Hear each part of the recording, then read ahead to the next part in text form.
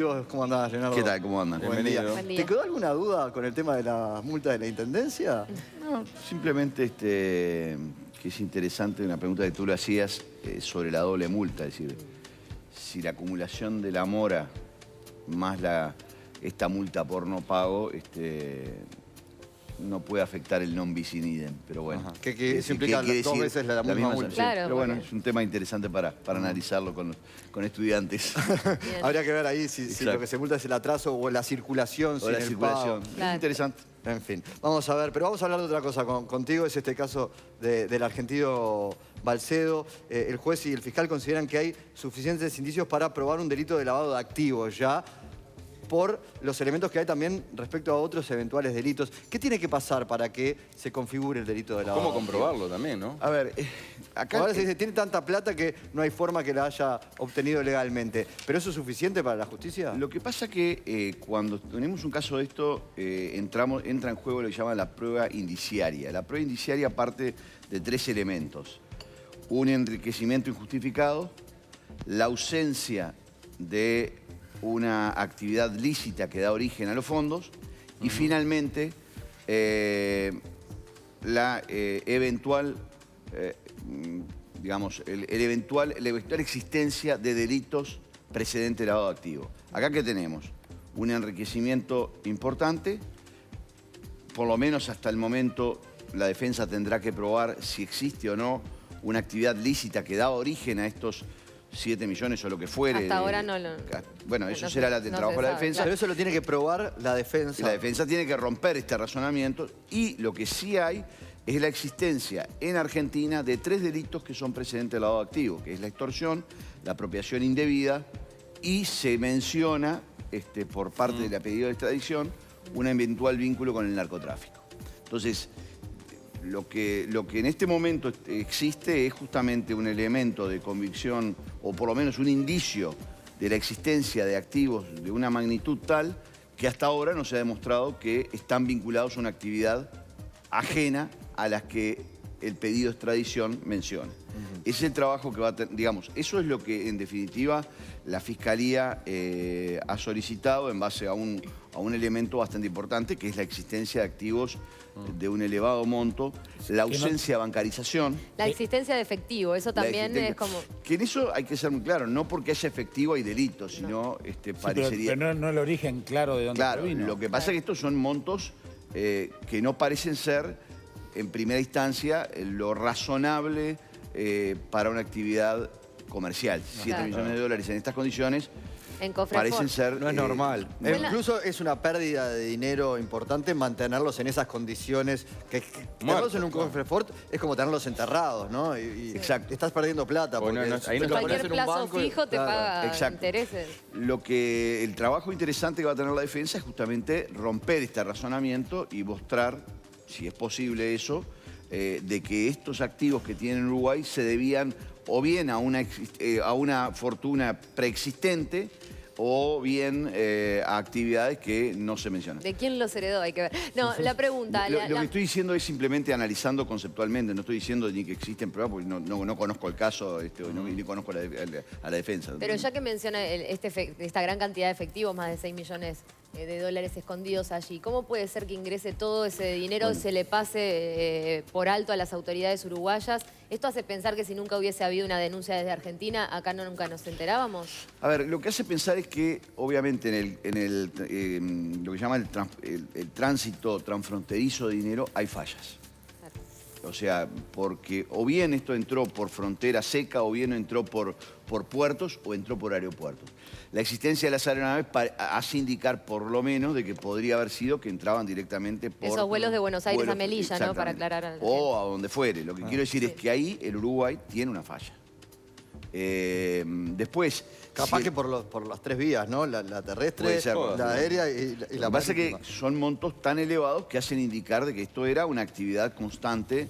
Hasta de por traer volumen de dinero. cantidad de billetes. Exactamente, digo, exactamente. físicamente. La gente, los otros días salía a la prensa de que son 2 metros cúbicos de dinero.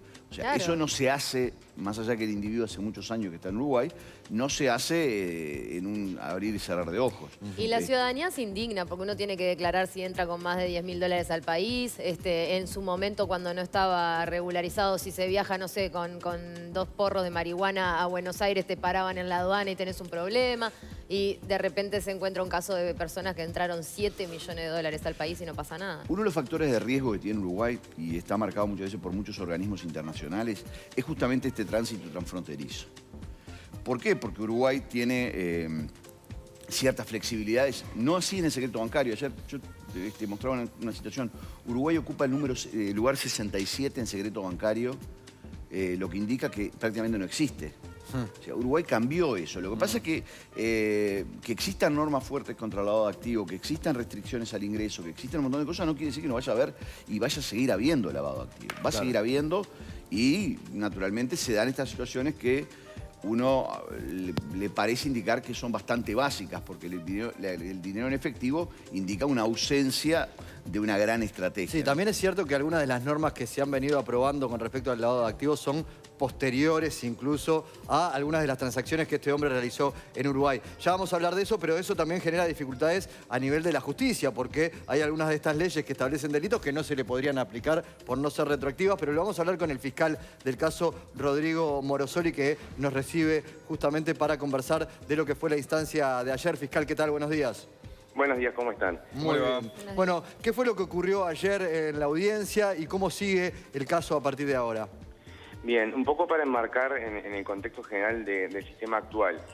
Ayer fue una audiencia de formalización, lo cual es diferente a lo que era antes, en el sistema anterior, lo que era el procesamiento de las personas. Claro. Aquí, en esta audiencia que se llevó a cabo en la víspera, la Fiscalía comunicó a los imputados los cargos que se les presentó, se les comunicó los detalles de la investigación que se está llevando a cabo contra ellos y se pidió al señor juez de crimen organizado una medida cautelar a los efectos de que la investigación preliminar llevada a cabo por la Fiscalía con el auxilio de Interpol, DGI, UIAF, Secretaría Antilavado, BPS, DINAMA, etcétera, pudiera culminar sin el riesgo de que estas personas se fugaran, se sustrajeran a la investigación y al proceso y poder así culminar la investigación y presentar en su debido momento la acusación formal, que es lo que abre la puerta de juicio oral y público o a otra alternativa. ¿Esto se apuró por el pedido de extradición de Argentina, la formalización para, bueno, de alguna manera evitar que se diera la extradición antes de esta investigación aquí en Uruguay?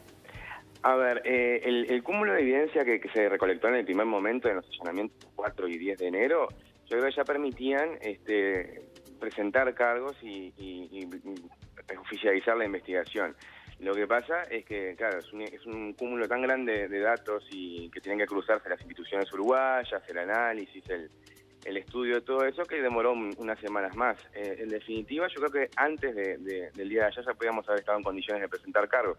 También estamos en una situación de feria judicial, con las alternancias naturales por las licencias anuales que detentamos los fiscales. Entonces hubo un cambio. Primero estuvo mi colega Sabrina Flores, después estuve yo, después estuvo mi colega Rodríguez. Yo decidí de último momento reintegrarme de la licencia porque con el teléfono todo el tiempo sonando en el turno, más las audiencias, más los detenidos, era inviable que mi colega pudiera sentarse a razonar y a culminar la estrategia y estar presente en la audiencia en Montevideo, y decidí retornar yo. Pero esas fueron un poco las situaciones que dilataron un poquito esta presentación, pero se podía haber hecho antes, pero se optó por hacerla ahora, más ordenada y con la evidencia un poco más acabada. ¿La prisión preventiva es por el riesgo de fuga que tiene Balsedo y su esposa? Claramente. La prisión preventiva no es una pena anticipada, es una medida cautelar. ¿Qué cautela? Que la persona no se sustraiga del proceso o que no obstruya la investigación, es decir, que no amedrente testigos, que no oculte evidencia, etcétera. En el caso, la Fiscalía entendió que lo que hay probado es un riesgo de fuga cierto de estas dos personas que cuentan con elementos materiales aún, a pesar de todas las incautaciones efectuadas. Poseen una red de contactos en Uruguay y en el extranjero que le permitirían escapar. Y con dinero como para influir en posibles testigos. También la aeronave, que es un detalle no menor, y bueno, todo eso hace entender a la Fiscalía, y fue compartido por el juez, que hay un riesgo de fuga. Sí, perdón. Perdón, pero todo ese dinero incautado ya no lo tienen a disposición. ¿Se presume que tienen más? Bueno, la investigación continúa en ese aspecto, ¿verdad? Porque hay todo un entramado societario y de estafarros personas físicas que hay que terminar de develar y de establecer. y por el momento no podemos descartar que todo lo incautado sea exclusivamente de patrimonio de esta gente en Uruguay. Fiscal, en los allanamientos de ayer, ¿se encontró algo más en la casa del entrenador y en la firma también que tenía la FM que retransmite la radio de Balcedo, Argentina? Sobre ese punto, y como la investigación continúa y no quiero perjudicarla, me voy a reservar la opinión hasta más adelante, si me disculpan. Pero sí se están investigando Más eventualmente otros bienes, propiedades o influencia que podía tener Balcedo. Hay una suerte de ingeniería societaria, es decir, un entramado de sociedades jurídicas, comerciales y personas físicas que de alguna forma u otra participan en la recepción y en la conversión de esos dineros para convertirlos en bienes muebles o inmuebles en Uruguay, lo que vulgarmente se conoce como testaferros, que hay que terminar de delimitar y precisar para lograr formular la acusación en forma correcta. Bien. A eso vamos. Bien. También pidieron información y hablábamos recién con nuestro invitado acá en estudios de por dónde podía haber ingresado ese dinero, ¿no? Allí están tratando de determinar qué vuelos realizaba Balcedo entre Uruguay y Argentina. Sí, la parte de prevención no le compete a la Fiscalía General de la Nación. La Fiscalía General de la Nación interviene cuando ya hay un delito consumado, es decir, que si se imputó lavado de dinero es que algún problema hubo. Sí puede haber algunos puntos ciegos sobre los cuales habría que profundizar y trabajar, que pueden ser los pasos de frontera seca, o los puertos y sobre todo los aeropuertos, ¿verdad? Particularmente el aeropuerto de Laguna del Sauce. Claro. Pero ahora forma parte de la investigación de la justicia, obviamente, cómo Balcedo hizo para ingresar algunos de esos bienes y el dinero en efectivo puntualmente.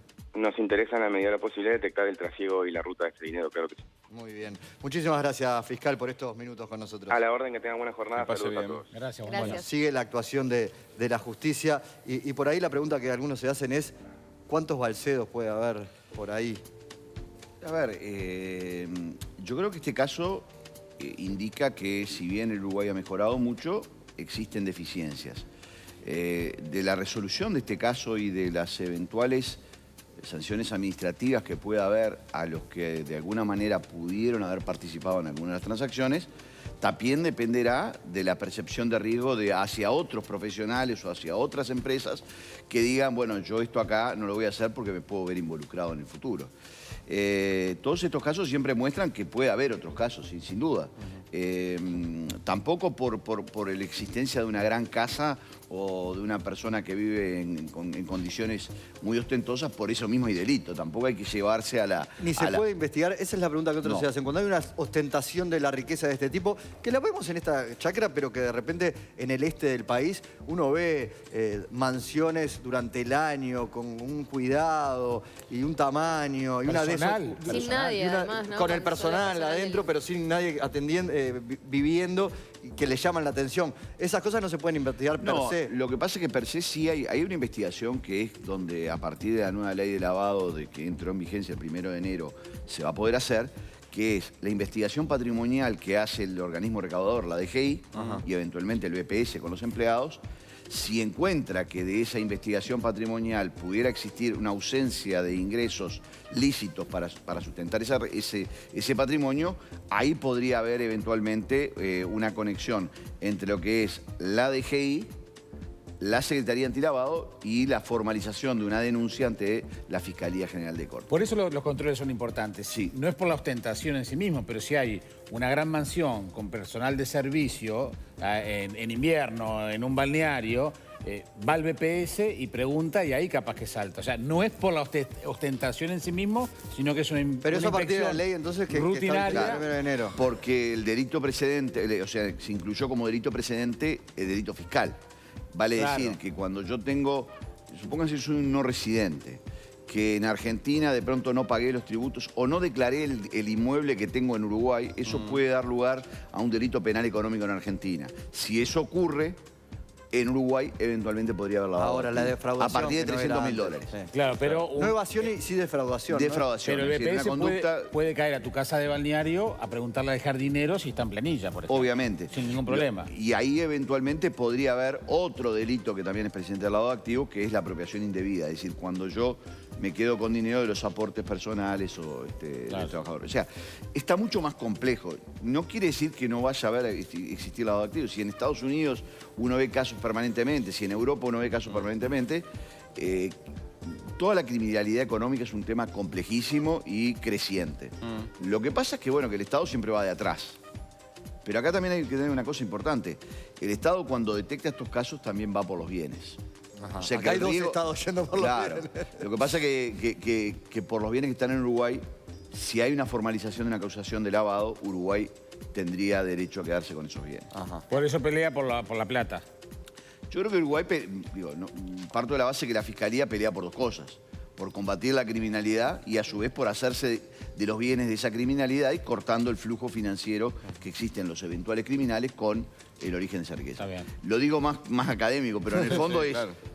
castigo Justicia. y dinero. Claro. Muy bien. Muy bien. Leonardo, muchísimas gracias por No, estos que minutos. pasen muy bien. con Un placer, como nosotros. siempre. El abogado especialista en prevención de lavado de activos, Leonardo Costa, pasaba por estos desayunos.